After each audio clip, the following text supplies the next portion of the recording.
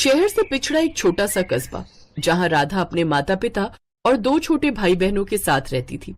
राधा बहुत गरीब थी, इस वजह से 2 वक्त की रोटी जुटाना भी बहुत मुश्किल था।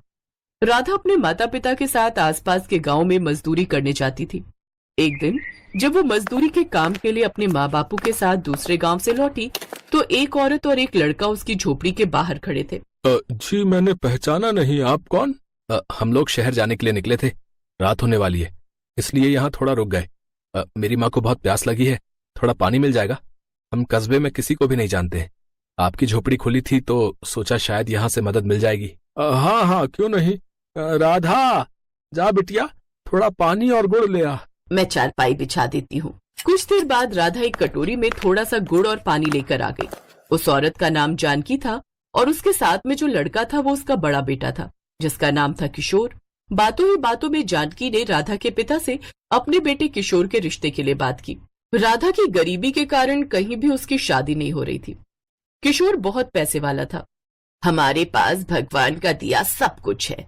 मेरे बेटे किशोर को आपकी राधा बहुत पसंद आई और ऊपर से आप सबका स्वभाव भी बहुत अच्छा लगा। और बेटे का काम तो मैंने आपको पहले ही बता दिया है, ये विदेश का बिजनेस करता है। तो बस अब आप देर मत करो, जल्दी जल्दी शादी की तैयारी करो। हम चाहते हैं राधा हमारे घर की बहू बने। मेरी राधा बिटिया के तो भाग्य खुल गए, इतने बड़े घर का रिश्ता मिल गया। अब तो आराम से मेरी बेटी राज करेगी। ठीक है बहन जी, हम शादी की तैयारी करते हैं। राधा के पिता ने थोड़ा बहुत कर्जा लेकर अपनी बेटी की शादी कर दी। राधा विदा होकर अपने ससुराल आ गई। राधा को लगा उसका जीवन खुशियों से भर गया। उसके माता पिता को भी थोड़ी तसल्ली हो गई। अब वो उसके 2 छोटे भाई बहनों की देखभाल कर पाएंगे। अब उनकी चिंता दूर हो गई है। पर ऐसा कुछ नहीं था, सब कुछ उल्टा हुआ। जब शादी के 2 दिन बाद राधा सोने की तैयारी करने लगी, तभी किशोर तैयार होकर कहीं जाने लगा। अरे, आप इतनी रात में कहाँ जा रहे हो? मैं नहीं जा रहा, तुम भी हमारे साथ जा रही हो। माँ और सुरेश तैयार हो गए, तुम भी जल्दी से तैयार हो जाओ। इतनी रात को तैयार हो जाओ, पर हम जा कहाँ रहे हैं ये तो पता चले। हम चोरी करने जा रहे हैं। चोरी करने? ये क्या कह रहे हो आप? तभी राधा का देवर आ जाता है। अरे किशोर भैया, देर हो रही है, जल्दी चलो, वरना कोठी का मालिक वापस घर लौट आएगा। खबर पूरी पक्की है, कोठी का मालिक कुछ दिनों के लिए अपने परिवार के साथ घूमने गया है। वो लोग कल सुबह आएंगे। इससे पहले कि वो लोग आए, हमें चोरी करके वापस आ जाना चाहिए। राधा चल जल्दी कर, हमें चोरी करने जाना है, तैयार हो जा। आप सब चोर हो? मुझे तो शर्म आ रही है अपने आप को इस घर की बहू कहते हुए। मुझे नहीं पता था कि मैं चोरों के घर में शादी होकर आ रही हूँ। मैं इस घिनौने काम में आपका साथ नहीं दूंगी और आपको भी ये गलत काम नहीं करने दूंगी। आप इनके साथ नहीं जाओगे। देख भाई, ऐसा है, पहले ही बहुत देर हो चुकी है, तो जल्दी कर जो भी करना है। नहीं, ये चोरी करने नहीं जाएंगे। अगर ज्यादा बोली तो मायके छोड़ाऊंगा, फिर वहीं पर पड़ी रहना। और सुन, वापस नहीं लेकर आऊंगा, ये ध्यान रखियो। और सुन, अगर शादी के 2 दिन बाद ही बेटी मायके आकर बैठ जाए तो उस माँ बाप के पास मरने के सिवाय कोई चारा नहीं होता। सोच, तेरे भाई बहन का क्या होगा?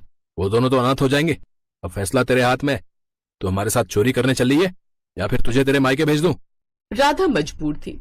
अगर वो पाप के काम में अपने पति और ससुराल वालों का साथ ना देती तो वो उसे मायके छोड़ देते, और राधा नहीं चाहती थी कि उसके कारण उसके मायके वालों को कोई तकलीफ हो।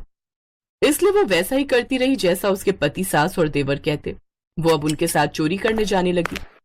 राधा का पति किशोर और सुरेश घर के अंदर चोरी के लिए जाते।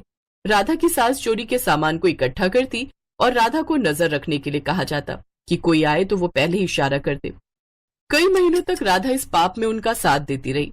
राधा अपने मायके मिलने गई तो किशोर ने उसे पहले ही धमकी दे दी कि अगर उसने अपने माँ और बापू को इस बारे में कुछ भी कहा तो वो उसे तलाक दे देगा। राधा की शादी को 6 महीने बीत चुके थे। पिछले कुछ दिनों से किशोर और सुरेश चोरी का लंबा हाथ नहीं मार पा रहे थे। इस वजह से वो दोनों परेशान हो गए। अरे परेशान क्यों हो रहे हो? गरीब है तो क्या हुआ? अरे बेटी की शादी करने जा रहा है, जेवर पैसा सब मिल जाएगा घर में। पर आज राधा की तबीयत ठीक नहीं है, वो हमारे साथ नहीं जाएगी। तो कोई बात नहीं, हम तीनों चलते हैं, आज माँ वहां नजर रख लेंगी। उस रात किशोर और सुरेश अपनी माँ के साथ एक गरीब किसान के घर चोरी के लिए जाते हैं, जिसकी बेटी सीमा की शादी होने वाली थी। सच तो ये था कि राधा तबीयत खराब होने का नाटक कर रही थी। जैसे ही उसके सास, पति और देवर चोरी के लिए निकले, राधा पीछे से पुलिस स्टेशन गई और पुलिस को उसने सारी सच्चाई बता दी। पुलिस ने तीनों को चोरी करते हुए पकड़ लिया। तभी सीमा और उसके माता पिता घर से बाहर आ जाते हैं। मैं तो पूरी निगरानी रख रही थी, हम आज तक कभी पकड़े नहीं गए, फिर आज पुलिस कैसे आ गई? इंस्पेक्टर साहब, आज आपने समय पर पहुंचकर हमारे घर में चोरी होने से बचा ली। ये सारे गहने और रुपए मैंने अपनी बेटी की शादी के लिए कर्जा लेकर इकट्ठे किए हैं।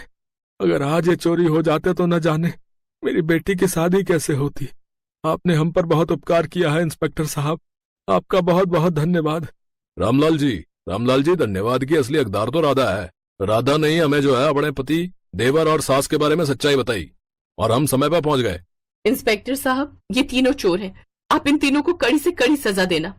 तुझे तो मैं देख लूंगा राधा, मुझे एक बार जेल से बाहर आने दे, सीधा तेरे मायके पहुंचूंगा तुझे सबक सिखाने। अरे धमकी देता है? अरे पहले जेल से निकल कर तो दिखा। रे हवलदार, इन तीनों को पकड़कर जीप में डाल भाई। राधा की आंखों में आंसू आ जाते हैं। राधा अपने मायके वापस आ जाती है और अब तक जो भी उसके साथ हुआ वो सारी आप बीती बताती है। राधा के माता पिता और आसपास के सभी गांव वाले राधा के साहस को देखकर उसकी प्रशंसा करते हैं। राधा के पिता ने सोच लिया था कि भले ही वो गरीब है, पर अपनी बेटी की शादी वो जल्दबाजी में नहीं करेंगे। वो दोबारा अपनी बेटी की शादी जरूर करेंगे, पर पूरी जांच पड़ताल